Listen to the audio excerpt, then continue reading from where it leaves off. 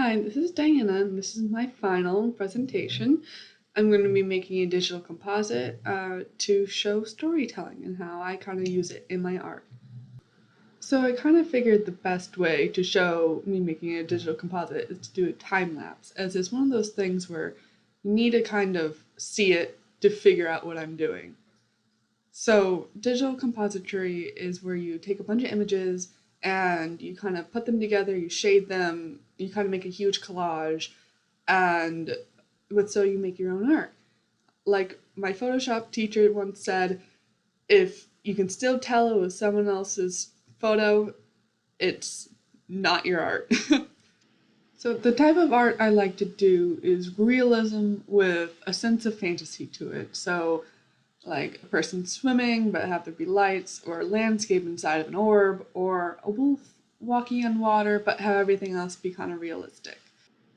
And then I add storytelling elements into the mix. Like with this orb, if you see in the bottom left hand corner, there's broken glass, the wallpaper is being torn, there's scrapings on the actual glass orb.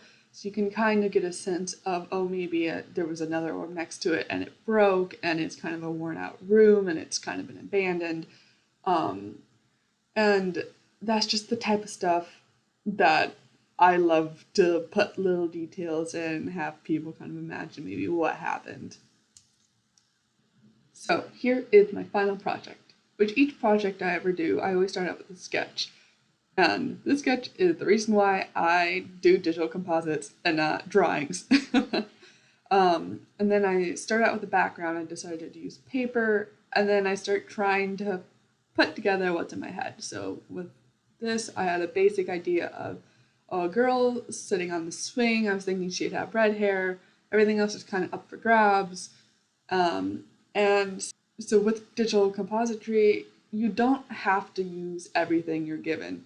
So you can see me right now, I'm trying to put hair on her, and this is just a test to see if it'll actually work, which it didn't, spoiler alert. But so I'm just trying to put the hair on, but the head and the stuff just would not work. So in a second you'll see I scrapped that for an easier solution.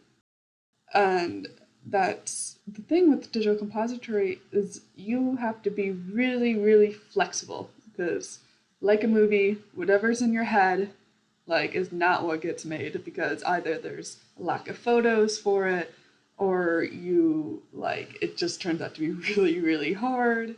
There's a bunch of reasons, but it just didn't work. And see, here I'm scrubbing it now, and I just kind of went for an easier approach of just the woman is already on the swing, so I didn't have to deal with arms or that type of thing. And now I'm testing out skirts. The other skirt kind of just went into the grass, and I wanted something long and flowy. And do you see, that skirt just changed color really, really easily. Color is not something you have to worry about. And now I want to put something else in her hand, so I'm just sort of blending out and masking out the flower stems. And usually I use a stamp tool for it, but Paint Bucket works just fine right now because of the simplicity of the skirt, and so now I'm just blending it out. And then I decided to scrap the skirt because I really wanted to put something in her hand, and having that busy of a skirt would not work. So I decided to go for something simpler. On the actual photo, that skirt falls to the length of the model's ankles, and that type of thing is something that a lot of new artists can't wrap their head around for a second. That is, as long as you can manipulate the photo, you can use it for whatever you want. And here's one of the storytelling elements I was telling you about. Literally a story, and then you can see me color correcting and adding something for her to be looking at. And this is kind of where the realism slash fantasy element comes in because obviously, people can go on swings that are attached to trees, but usually they're not in ball gowns, and usually they're not high enough to see the balloons floating above the clouds. And here's the final project. I'm actually really proud of this. It's elegant, it's simple.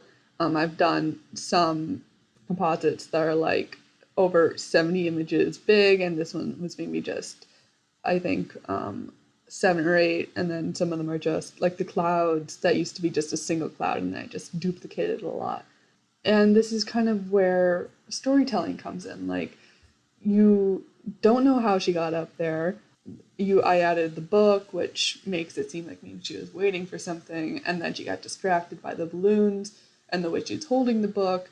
You can kind of tell that she's in awe of the balloons. She's not really focused on what she's doing anymore, and she's just watching them. But really, it can be whatever you want. Like when I asked my mom about what she thought this girl was doing, she thought that maybe she was reading about balloons and then she was imagining them. And that's the greatest thing about storytelling is everyone can have their own story.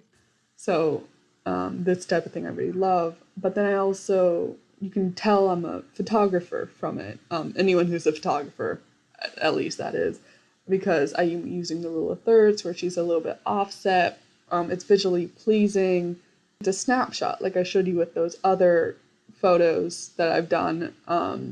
There's movement, it's like a moment in time. If you take away the fantasy element of it, you could probably see someone just taking a photo.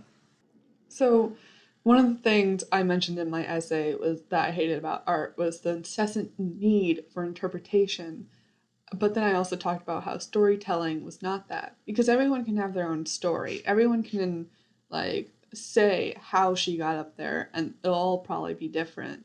And that's the best thing I find about the art I do is that it doesn't need interpreting. Like there's no symbolism. There's no right or wrong answer. It can be whatever you want to be without the pressure of it possibly being wrong. And that's my discussion on art and storytelling. Thanks for watching.